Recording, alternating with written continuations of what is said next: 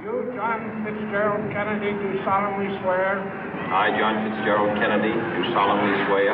That you will faithfully execute the office of President of the United States. That I will faithfully execute the office of President of the United States. And will, to the best of your ability. And will, to the best of my ability. Preserve, protect, and defend the Constitution of the United States. Preserve, protect, and defend the Constitution of the United States. So help you God. So help me God.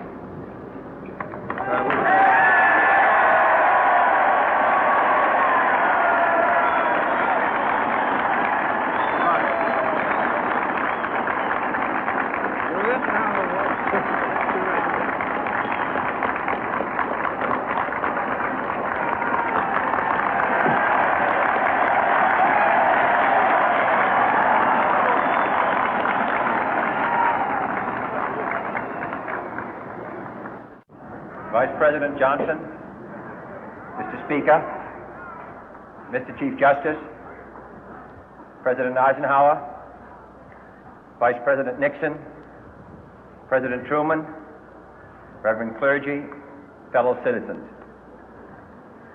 We observe today not a victory of party, but a celebration of freedom, symbolizing an end as well as a beginning, signifying renewal as well as change.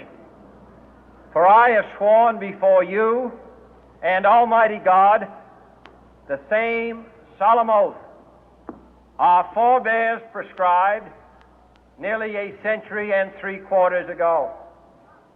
The world is very different now, for man holds in his mortal hands the power to abolish all forms of human poverty and all forms of human life.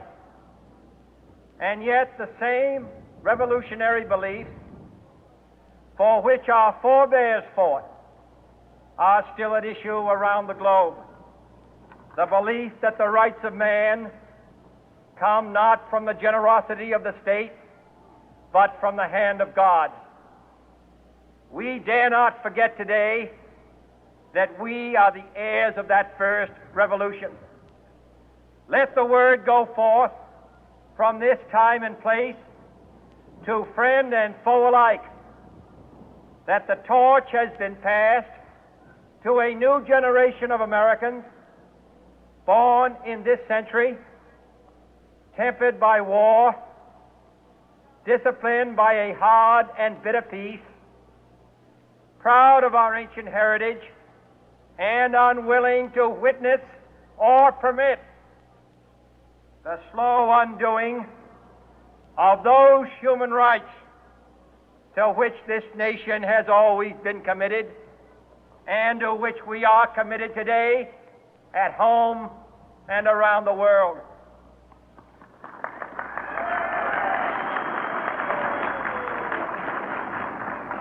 Let every nation know, whether it wishes us well or ill, that we shall pay any price, bear any burden, meet any hardship, support any friend, oppose any foe to assure the survival and the success of liberty.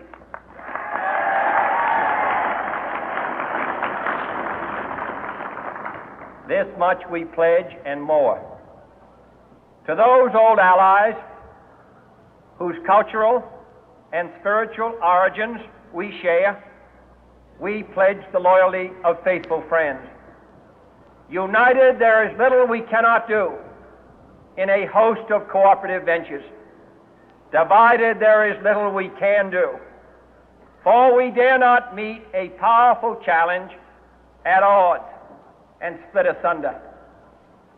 To those new states whom we welcome to the ranks of the free, we pledge our word that one form of colonial control shall not have passed away, merely to be replaced by a far more iron tyranny. We shall not always expect to find them supporting our view, but we shall always hope to find them strongly supporting their own freedom, and to remember that in the past, those who foolishly sought power by riding the back of the tiger ended up inside.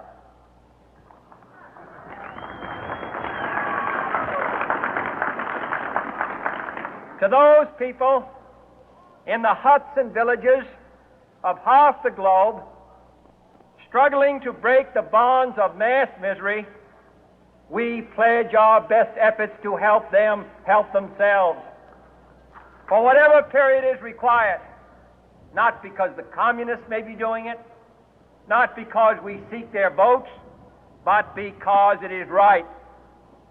If a free society cannot help the many who are poor, it cannot save the few who are rich.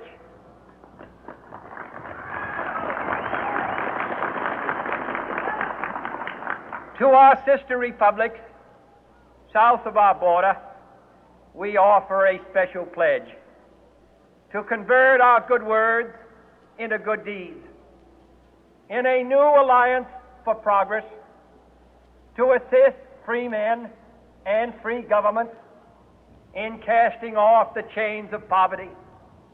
But this peaceful revolution of hope cannot become the prey of hostile powers. Let all our neighbors know that we shall join with them to oppose aggression or subversion anywhere in the Americas. And let every other power know that this hemisphere intends to remain the master of its own house.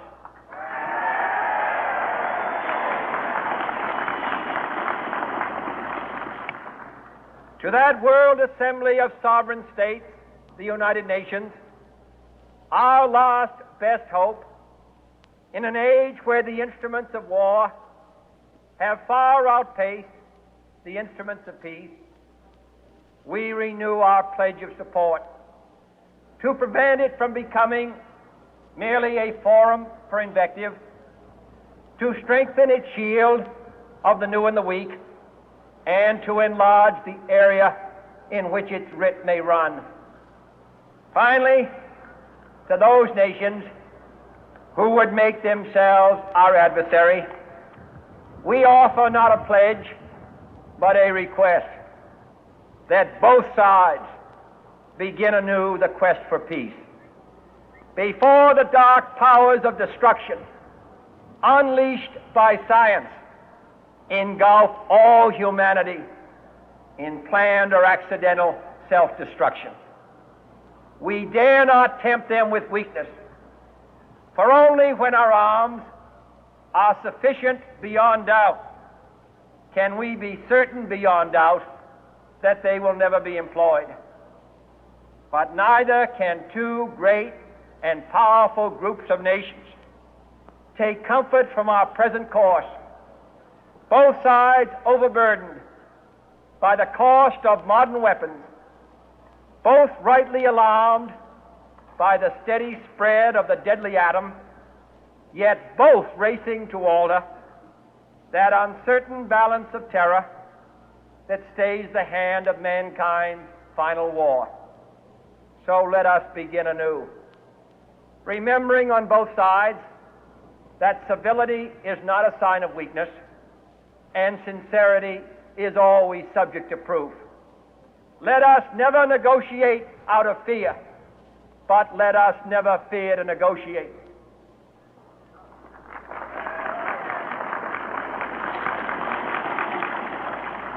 Let both sides explore what problems unite us, instead of belaboring those problems which divide us.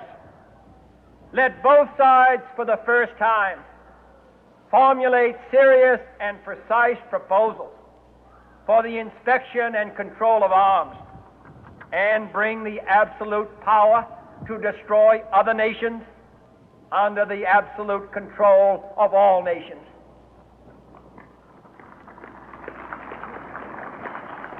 Let both sides seek to invoke the wonders of science instead of its terrors.